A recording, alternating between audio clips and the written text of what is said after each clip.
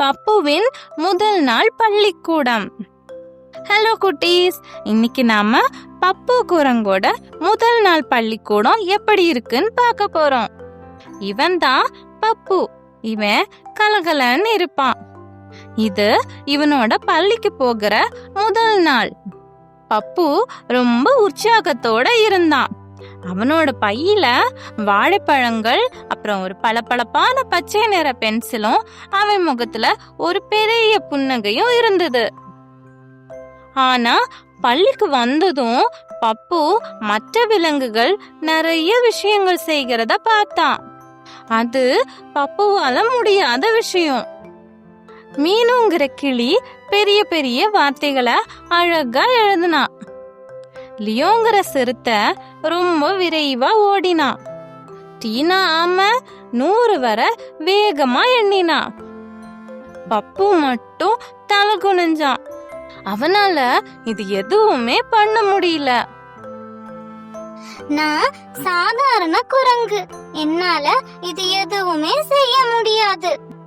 அத பார்த்த பப்புவோட டீச்சர், பப்பு ஏன் சோகமா இருக்கிற அப்படின்னு கேட்டாங்க.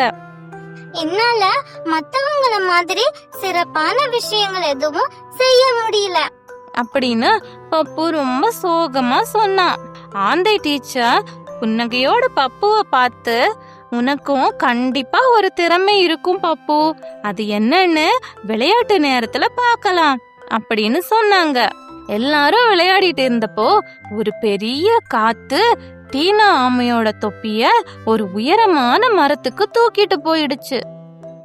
ஐயோ, என் தொப்பி அப்படின்னு டீனா அழுதான். ஒரு நொடிக்குள்ள பப்பு மரத்துல ஏறி தொப்பிய எடுத்து மறுபடியும் கீழே வந்து சிரிச்சான். அப்படின்னு விலங்குகள் சந்தோஷப்பட்டாங்க.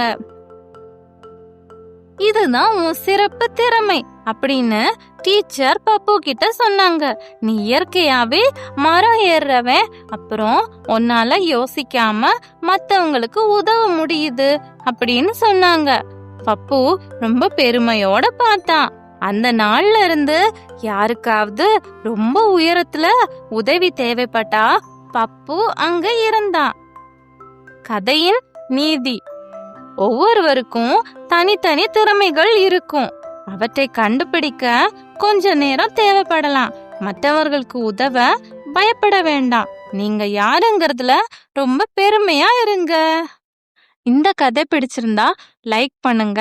இது மாதிரி தனித்துவமான நிறைய கதைகள் தினமும் பார்க்க என் சேனல் சப்ஸ்கிரைப் பண்ணுங்க.